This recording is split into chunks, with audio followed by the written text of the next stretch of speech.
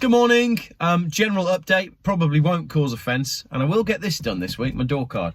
Right, in this morning's update, I want to talk about my MP, Russell Brand, burning cars, some news that I have missed and that you've probably missed as well. One crash, two crashes, an update on what I'm doing with Lee the Mapmaster in our next trip, a little chat about Clarksons Farm, and I want to go onto some car updates, what's coming, what's going, because obviously the Sebring has gone. Also, Hot Wheels, remind me, Hot Wheels at the end, but I might make that a video on its own, probably will. Right, first up, Russell Brand.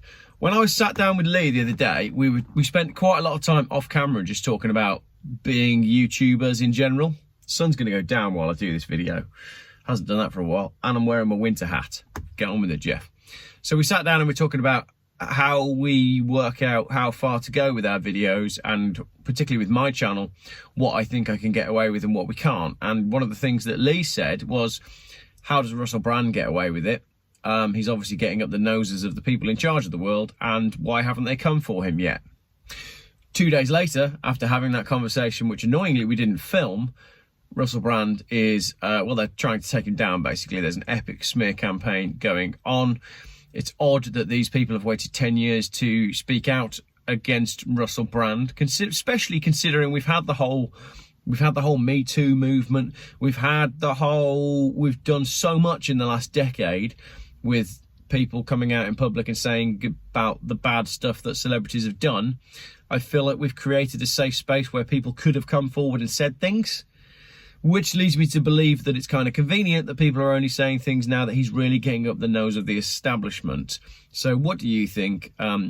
Is Russell Brand an animal? Is it a witch hunt? Are they trying to shut him up? Let me know in the comments. Speaking of people following the party line and sticking directly to the narrative, I have a letter from my MP.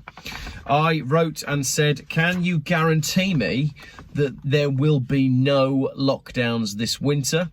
And would you please take a look at the number of excess deaths that are happening at the moment in this country? My reply: thank you for contacting me about, inverted commas, lockdown restrictions. I am not aware of any plans to reintroduce restrictions this winter. The government's position is one of living with the virus whilst protecting those who are most vulnerable. The vaccine saved countless lives and are overwhelmingly safe. Thank you for sharing your concerns.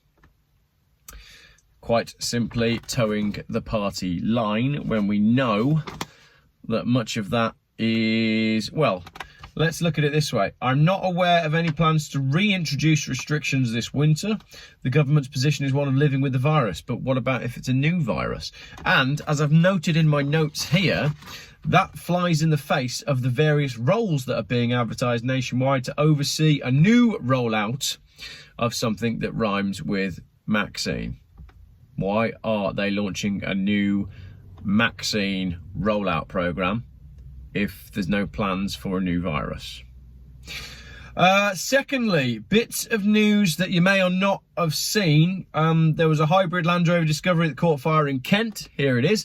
There was a load of cars that caught fire and burnt at Sydney Airport. Here they are. And there were some at Frankfurt as well. Here they are. So, electric cars continue to crash and burn, with most of the focus on the sort of burning side of things. However, I've also got another little section called onto some news that I have missed / you have missed. Right, here's some news that none of us missed. The Land Rover crash in London. Someone crashed a Land Rover through a school, killed 2 young girls. Where's the story? Where's it gone? Why is it not all over the media? What has happened to that story? What went on there? Did the person collapse at the wheel? And was the collapse at the wheel something to do with the fact that the thing saved countless lives and were overwhelmingly safe? Or is it to do with a Jaguar Land Rover fault? Is it something with the product that was faulty that they're trying to cover up? Basically, it seems to me like there's a cover-up that's gone on, and it's either because of the reason the driver collapsed or it's because of a fault with the vehicle. But either way, that has disappeared from the news. Secondly, what happened to the Nathan van Hooijdonk crash? Do you know about the Nathan Van Hooydonk crash? He's a Dutch cyclist. He was driving along. Something happened to him. He floored the throttle and crashed into 5 parked cars. It was a serious crash. His wife's 8 months pregnant. She thankfully is okay. He was not. He went into hospital. It's not critical, but you can probably understand why I've connected those two things together for the purpose of this video. The Land Rover crash, something happened in the car plows into a school. The Van Hooydonk crash, something happens in the car plows into a load of other cars. In both cases, the throttle was pressed firmly to the floor. This needs investigating. Both of these stories need to stay in the mainstream media. That's it for the heavy stuff for the moment. The channel's quiet at the minute. Views seem to be quiet. A number of reasons for that, probably. One, because I mentioned the war, and in a very Basil faulty way. Shouldn't have done that. That doesn't seem to be a good thing to do as a YouTuber, to mention that. I've had lots and lots and lots of very, very good emails, but I don't know if I'll really address them. But I've been sent some fantastic stuff on all of that. But it does seem to have impacted the reach of the channel. I'm okay with that because it comes and goes and it ebbs and flows, and I have just had a holiday anyway. That's by the by. You know, that might just be me complaining that people aren't watching my videos. It might be a real thing. It might be, because people do often write that, Geoff, I thought I was subscribed, but I've just looked and I'm not actually subscribed. And Geoff, I'm not getting your notifications of your videos. That does happen. So I don't know. I'm happy either which way. You know, things are fine on the channel front. Not so worried about all that. Channel memberships will be coming soon. But channel memberships won't do anything. It will just be a way for you to say, I like you, Geoff. Here's 99p a month. I'm not going to go into this like some people get incentives and some don't, and some people get secret videos and some don't. It's just going to be, Geoff, I like your videos. 99p a month. I'll support you. That's literally all it's going to be. My time with Lee, the Mapmaster, last week, we had great fun. That has now spawned 3 videos on my channel. The first video is a general meet and greet, a bit of a laugh, and that fuel economy challenge that we did. Second video is us driving each other's cars. That one went up this evening. And the third video that goes up later tonight is us chatting and a general summary of the day. Now, I posted on my YouTube community page yesterday saying how could we have done a better fuel economy challenge, and I read lots and lots and lots of your comments. And today, Lee and I have been WhatsApping. He's abroad at the moment, but via WhatsApp today, we've worked it out. I've done the map. I've got a plan. I'm not telling you at the minute what the plan is, but it involves this car, my Volvo, which I had new tyres on today, actually, because I got a puncture, which was a nail in the tyre, but then also my tyres were all knackered because I've lowered it, and now the tracking and the camber and everything's out of whack. So me being an idiot, I ruined 4 good Dunlops, and now I've had to pay for 4 good Kumos. Never mind. Anyway, I came up with the route today. It's superb. It's the sort of thing that you would have seen on old Top Gear when old Top Gear was good.